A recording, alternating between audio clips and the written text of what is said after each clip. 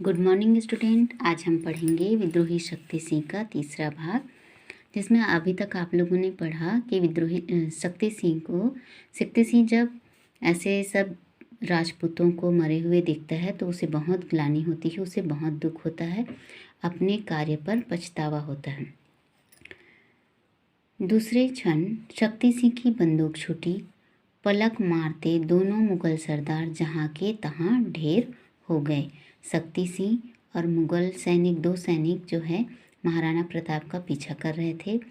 और इसके बाद जब उसको ग्लानि होती है तो पलक झपकते मतलब थोड़ी ही देर में दोनों मुगल सरदार जहाँ के तहाँ ढेर हो गए, मतलब उनको गोली लगी और वो वहीं खत्म हो गए।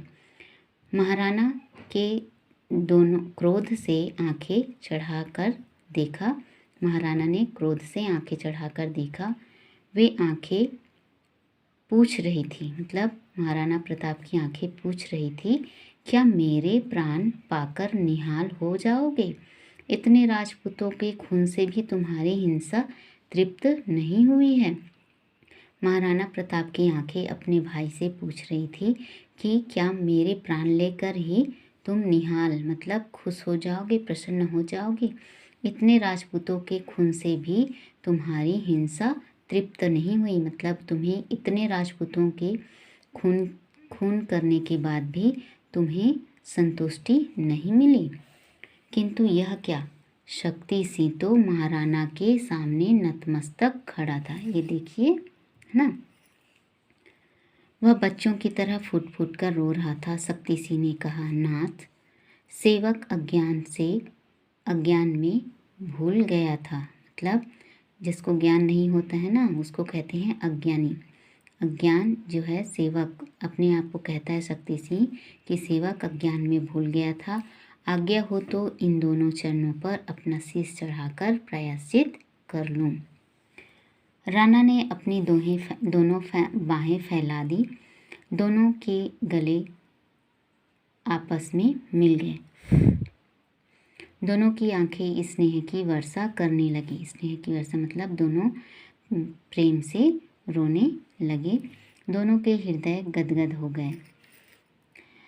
इस शुभ मुहूर्त पर पहाड़ी वृक्षों ने पुष्प वर्षा की। एक कल्पना की बात है। इस शुभ मुहूर्त मतलब जब दोनों भाई आपस में मिले तो पहाड़ी वृक्षों ने पुष्प वर्षा की। नदी की कलकल धारा ने वंदना की। प्रताप ने उन डबडबाई हुई आँखों से ही देखा। उनका चिट सहचर प्यारा चेतक दम तोड़ रहा है। उनका जो घोड़ा है, महाराणा प्रताप का घोड़ा, वो क्या है, दम तोड़ रहा है। सामने ही शक्ति सिंह का घोड़ा तैयार है। शक्ति सिंह ने कहा, भैया अब आप विलंब न करें। विलंब मतलब देर न करें, घोड़ा तैयार है। राणा शक्ति सिंह के घोड़े पर सवार होकर उस दुर्गम मतलब मुश्किल जो होता है, कठिन मार्ग को पार करते हुए निकल गए। श्रावण का महीना था। श्रावण जो अभी आया ना, सावन, वैसा ही महीना था, श्रावण का महीना था। दिन भर की मार काट के पश्चात रात्रि बड़ी सुनसान हो गई थी। शिविरों में से महिलाओं के रुदन मतलब रोने की करुण ध्वनि हृदय को हिला देती थी। जब सारी महिलाएं, किसी का पति, किसी का बच्चा जब ऐसे ख़त्म हो गए तो सब लोग रुदन रो रहे थे, तो उनकी जो आवाज़ थी वो हृदय को हिला देती थी। हजारों सुहागिनों के सुहाग उजड़ गए थे। उन्हें कोई ढाढ़स बंधाने वाला न था तो केवल हाहाकार, चित्कार, कष्टों का अंबार। मतलब सारी तरफ हाहाकार, रोने चिल्लाने की आवाज़ और कष्ट, सबको ही कष्ट था। शक्ति सिंह अभी तक अपने शिविर में नहीं लौटा था। उसकी पत्नी भी प्रतीक्षा में विकल थी, मतलब बेचैन थी। उसकी प्रतीक्षा कर रही थी कि उसने जो प्रतिज्ञा लेके निकला था शक्ति सिंह, उसने क्या किया होगा, है ना। उसका मन बेचैन था।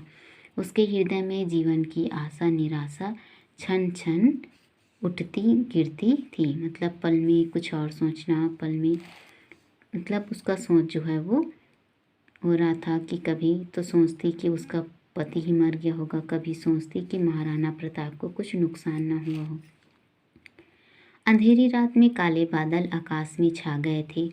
एकाएक उस शिविर में शक्ति सिंह ने प्रवेश किया।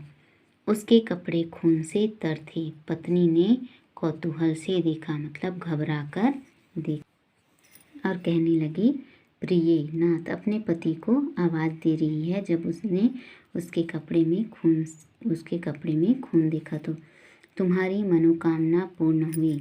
मैं प्रताप के सामने परास्त हो गया।